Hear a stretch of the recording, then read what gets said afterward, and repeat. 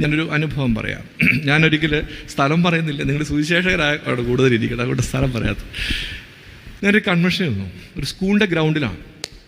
അപ്പോൾ കൺവെൻഷൻ കഴിഞ്ഞ്, അപ്പോൾ അത് കഴിഞ്ഞ് കുറേ 2-3 അച്ഛന്മാർ ആദരിക്കുന്നുണ്ട്. അങ്ങനെ കുറേ ചടങ്ങുകളൊക്കെ ഉണ്ട്, കുറച്ച് വർഷങ്ങൾ മുമ്പാണ്. അപ്പോൾ അതുകൊണ്ട് എനിക്ക് മനസ്സിലായി ഒരു മണിക്കൂറും കൂടെ, എൻ്റെ പ്രസംഗം കഴിഞ്ഞ് 1 മണിക്കൂറും കൂടെ നീളുമെന്ന് മനസ്സിലായപ്പോൾ ഞാൻ അതിൻ്റെ കൺവീനറായിരിക്കുന്ന അച്ഛൻ്റെ ചെവി ചെന്നിട്ട് ചോദിച്ചു, അച്ഛാ എനിക്ക് ഇത്രയും ദൂരം പോകണ്ടേ? അത് അങ്കമാലി സൈഡാണ്, നല്ലത്. എനിക്ക് അവിടെ നിന്നൊരു 3-3.5 മണിക്കൂർ യാത്ര വരും, കോട്ടയത്തിന് 3 മണിക്കൂറെങ്കിലും യാത്ര വരും. ഞാൻ പൊക്കോട്ടെ അച്ഛാന്ന് ചോദിച്ചു. അച്ഛൻ പൊക്കോളാൻ പറഞ്ഞു. ഞാൻ വളരെ നൈസായിട്ട് സൈഡിൽ കൂടി ഇറങ്ങി, ആർക്കും മുഖം കൊടുക്കുക. അപ്പോൾ ഗ്രൗണ്ട് നിറച്ചു ആളാണ്. സൈഡിൽ കൂടി ഇറങ്ങി, അപ്പോൾ ചുറ്റും മതിലുള്ളൊരു മതിലാണ്. അപ്പം ഞാൻ ആ പ്രധാന കവാടത്തിൻ്റെ വെളിയിൽ ഭയങ്കര തിരക്കാണ്, വണ്ടിയൊക്കെ കുറേ ദൂരെ മാറ്റിയാണ് ഇട്ടേക്കുന്നത് എൻ്റെ കാറ്.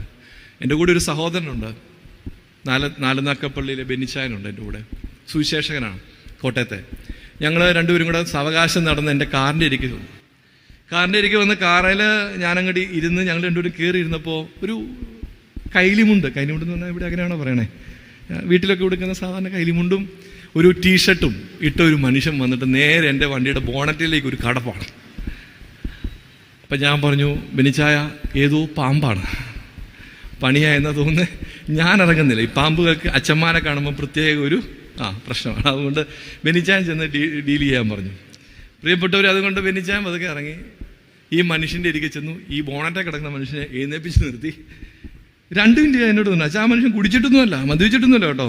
ഞാൻ ചെന്നു, ഞാൻ അത് അറിഞ്ഞപ്പോഴേ ഇറങ്ങിച്ചെന്ന് ആ മനുഷ്യൻ്റെ ഇരിക്കെ ചെന്നിട്ട് ഞാൻ ചോദിച്ചു, എന്ത് പറ്റി? പൊട്ടിക്കരയാണ്. അല്ല, ഞാൻ വണ്ടിക്കകത്ത്, അപ്പോൾ വോളണ്ടിയർമാർ 3-4 പിള്ളേരോട്, അച്ഛാ എന്നാ വിഷയം? ഒരു വിഷയമില്ല, പൊക്കും. വണ്ടിക്കകത്ത് കയറ്റിയിരുത്തി. എന്താ പ്രശ്നം, കാര്യം പറ. മനുഷ്യൻ പറയാണ്, അച്ഛാ 23 വർഷം ഗൾഫിൽ, സ്ഥലം പറയുന്നില്ല, ഗൾഫിൽ ജോലി ചെയ്തു. 17 വർഷം ഒരു കമ്പനി ജോലി ചെയ്തു. 5 വർഷം സ്വന്തമായിട്ട് ബിസിനസ് നടത്തി. 17 വർഷം കഴിഞ്ഞപ്പോൾ നിർത്തി പോരാനൊരുങ്ങുന്നത്. ഒരു വീടായി, മൂത്ത മകളുടെ പഠനം കഴിഞ്ഞ് ഒരു മകൻ പഠിച്ചുകൊണ്ടിരിക്കുന്നു, മൂത്ത മകളുടെ കല്യാണാലോചനയൊക്കെ നടക്കുന്നു. അപ്പം നീ നിർത്തി വീട്ടിൽ പോയേക്കെന്ന് വെച്ചപ്പോഴാണ് കൂടെ ഉള്ള വളരെ സുഹൃത്ത്, 10-15 വർഷമായിട്ട് പരിചയമുള്ള ഒരുവൻ പറഞ്ഞു, ഒരു സുഹൃത്ത് പറഞ്ഞു, എടാ ഇങ്ങനെ പോകണ്ടാ, നമുക്കൊരു ബിസിനസ്സിൻ്റെ കാര്യങ്ങളൊക്കെ ശരിയായിട്ടുണ്ട്, അറബിയോട് ചേർന്ന് നിൻ്റെ പണം ഇൻവെസ്റ്റ് ചെയ്ത് നമുക്ക് കുറച്ച് പണം കൂടെയൊക്കെ ഉണ്ടാക്കിയിട്ട് പോകാമെന്ന് പറഞ്ഞു. നിരന്തരം പറഞ്ഞപ്പോൾ ആ പ്രലോഭനത്തിൽ വീണു. അങ്ങനെ ബിസിനസ് ആരംഭിച്ചു. ഒരു അറബിയുടെ കീഴിൽ ഇവർ രണ്ടുപേരും ബിസിനസ് ദൈവം ഭയങ്കരമായിട്ട് വളർത്തി. ഭയങ്കരമായ ബിസിനസ്, കോടികളുടെ ആസ്തിയായി.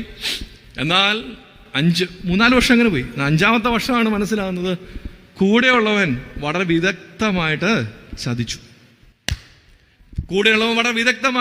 എന്ന് പറഞ്ഞാൽ കോടികളുടെ കടഭാരം തലവന്ന്, കോടികളുടെ കടഭാരമാണ് തലവന്ന്, കോടികൾ. ഇതാ അവിടുന്ന് ജീവിതകാലം മുഴുവൻ ജയിലിൽ കിടക്കുന്നു. മാത്രമല്ല എംബസി വഴി കേസ് വരും, തൻ്റെ നാട്ടിലുള്ളതും കൂടെ നഷ്ടപ്പെടും. ഒരുപാട് കഷ്ടപ്പെട്ട് ഉണ്ടാക്കിയ, അവിടെ NH സൈഡിൽ തന്നെയാണ് ഒരു വീട്, ഒരു 15 സെന്റ് സ്ഥലം, അതും കൂടെ നഷ്ടപ്പെടും. എൻ്റെ ഭാര്യയും മക്കളും കൂടെ വഴിയാധാരമാകും. ഈ സംഭവം നടക്കുന്ന സമയത്ത് ഇദ്ദേഹത്തിൻ്റെ മകളുടെ വിവാഹം കഴിഞ്ഞതേ ഉള്ളൂ. അകപ്പോടെ ചങ്ക് തകർന്നു. ജീവിതകാലം മുഴുവൻ താൻ ജയിലിൽ കിടക്കാൻ പോവാണ്. അങ്ങ് ഭാരമായി രാഖിരാമാൻ അവിടുന്ന് നാട്ടിൽ വന്നു.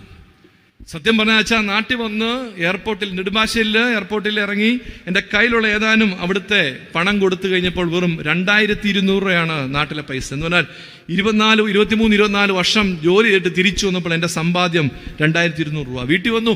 അപ്രതീക്ഷിതമായിട്ട് വന്നപ്പോൾ എല്ലാവരും വിചാരിച്ചു, ഇപ്പം അങ്ങനെയൊക്കെ വരാറുണ്ട്, അപ്രതീക്ഷിതമായിട്ട് പെട്ടെന്ന് വീട്ടിലോട്ട് വരുന്ന സർപ്രൈസ് കൊടുക്കാൻ, അങ്ങനെയൊക്കെയാണെന്ന് വിചാരിച്ചേ.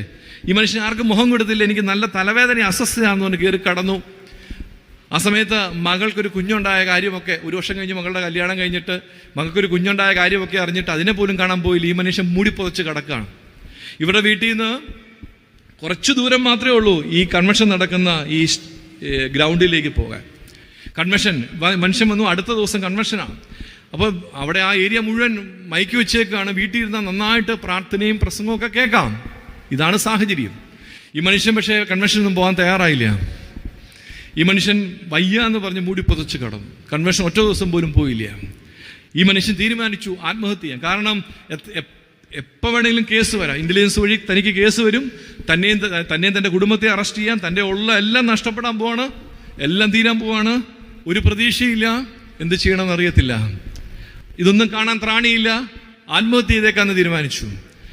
കൺവെൻഷൻ ഇന്നും കൊണ്ട് തീരുകയാണല്ലോ, ഇനി ഒരു അവസരം കിട്ടത്തില്ല. കാര്യം വീട്ടിലെല്ലാവരും കൺവെൻഷന് പോവും, മക്കള് ഗായക സംഘത്തിലൊക്കെ ഉള്ളതാണ് മകൻ. പ്രിയപ്പെട്ടവർ, അതുകൊണ്ട് ഈ മനുഷ്യൻ ലാസ്റ്റ് ദിവസം ഇവരെല്ലാം പറഞ്ഞു വിട്ടതിന് ശേഷം വയ്യാന്ന് പറഞ്ഞ് കിടക്കുകയാണ്. എല്ലാവരും പോയപ്പോൾ ചാടി എഴുന്നേറ്റു. ഞാൻ പൊട്ടിക്കരഞ്ഞുകൊണ്ട് വീടിനകം മുഴുവൻ അത് കണ്ടു. എന്ത് കഷ്ടപ്പെട്ട് ചോര നീരാക്കി ഉണ്ടാക്കിയ വീടാണ്, മുഴുവൻ കണ്ടു. ആ 15 സെന്റ് സ്ഥലം ഞാൻ ഓരോ മുക്കും മൂലയും പോയി കണ്ടു. അതിനുശേഷം വീട്ടിൽ വന്ന് ആ മാസ്റ്റർ ബെഡ്റൂമിൽ കയറി ഒരു വലിയ ഒരു ടേബിൾ ഇട്ടു, അതിന് മുകളിൽ വേറൊരു സ്റ്റൂൾ ഇട്ടു,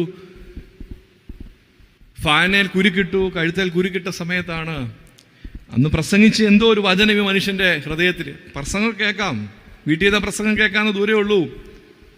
പ്രസംഗം എന്തോ ഒരു വചനം ഈ മനുഷ്യന്റെ ചങ്ങിനകത്തേക്ക് തറച്ചു കയറി ഇറങ്ങി. ഈ മനുഷ്യൻ നേരെ നടന്ന് ആ വീട്ടിലിട്ടിരിക്കുന്ന ഡ്രസ്സോട് കൂടി തന്നെ വന്നു. അകത്തേക്ക് കയറാതെ പുറത്ത് ആ മതിലിന്റെ പുറകെ നിന്നൊരു കല്ല് കയറി നിന്നുകൊണ്ട് ഈ മനുഷ്യൻ വചനം മുഴുവൻ കേട്ടു. അതിനുശേഷം ഞാൻ ഇറങ്ങിപ്പോകുന്നത് കണ്ടുകൊണ്ട് ഈ മനുഷ്യൻ പുറകെ വന്നതാണ്. ഞാനിത് കേട്ട് ഇങ്ങനെ ഇരിക്കുകയാണ്. ആദ്യമായിട്ട് എനിക്ക് ഇങ്ങനത്തെ അനുഭവം. ഞാൻ എന്ത് ചെയ്യണം, എന്ത് പറയണമെന്ന് പറയാൻ ഞാൻ ഇങ്ങനെ നിൽക്കുകയാണ്. ഞാൻ പറഞ്ഞു, വാ, ഇദ്ദേഹത്തിൻ്റെ വീട് ഇവിടെ, അച്ഛൻ ഇവിടുത്തെ 5ാമത്തെ വീട്. അന്നേരം വണ്ടി തിരിച്ചു. നേരെ ആ മനുഷ്യൻ്റെ വീട്ടിൽ ചെന്നപ്പോൾ ഈ മനുഷ്യൻ ഗേറ്റ് തുറന്നിട്ടിരിക്കുന്നു.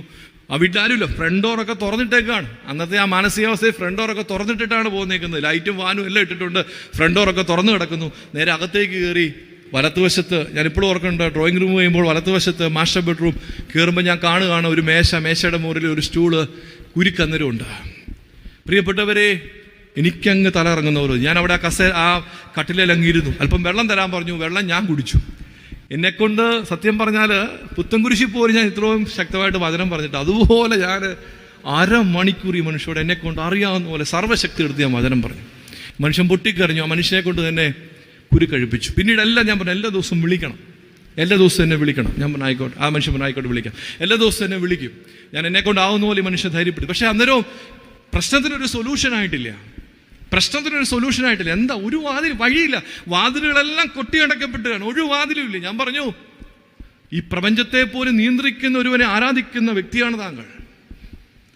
ഏത് അടഞ്ഞുപോയ വാതിലും തുറക്കാൻ പ്രാപ്തിയുള്ള ഒരു ദൈവത്തെ, സർവചരാചരത്തിന്റെ സൃഷ്ടിതാവായ സത്യേക ദൈവത്തെയല്ലേ ആരാധിക്കണേ എന്ന് പറഞ്ഞ് ഈ മനുഷ്യൻ ധൈര്യപ്പെടുത്തിക്കൊണ്ടിരുന്നു. 23-ാം ദിവസം ഈ സംഭവം ഓരോ ദിവസം ഇങ്ങനെ പറഞ്ഞ് ധൈര്യപ്പെടുത്തി. ഈ മനുഷ്യനോട് ഏറ്റു പറയണം, ഏത് അടഞ്ഞ വാതിലും തുറന്നു തരാൻ പ്രാപ്തിയുള്ള സർവ്വപ്രപഞ്ചത്തിനെ നിയന്ത്രണമായ യേശു ക്രിസ്തുവിനെ ഞാൻ വിശ്വസിക്കുന്നു. ഏറ്റുപറയണം.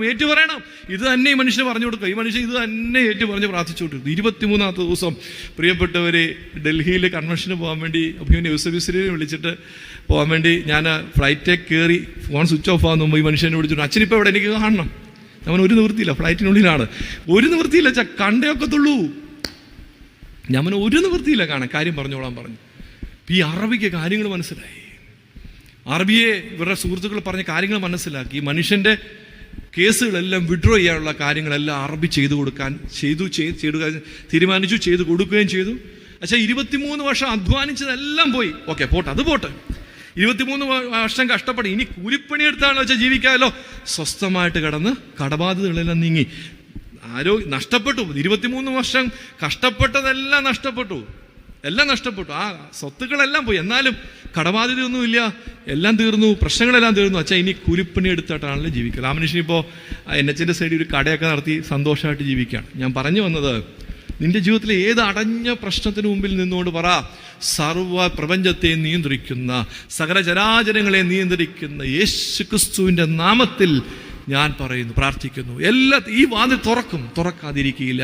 നിന്റെ ജീവിതത്തിലെ ഏത് അടഞ്ഞ പ്രശ്നവും തുറക്കാതെ ഇരിക്കുകയില്ല. പ്രിയപ്പെട്ടവരെ, നമ്മളെല്ലാം പാടുന്നൊരു പാട്ടുണ്ട്, കരുതുന്നവൻ ഞാനല്ലയോ, കലങ്ങുന്നതെന്തിനു നീ കണ്ണുനീരിൻ്റെ താഴ്വരയിൽ കൈവിടുക.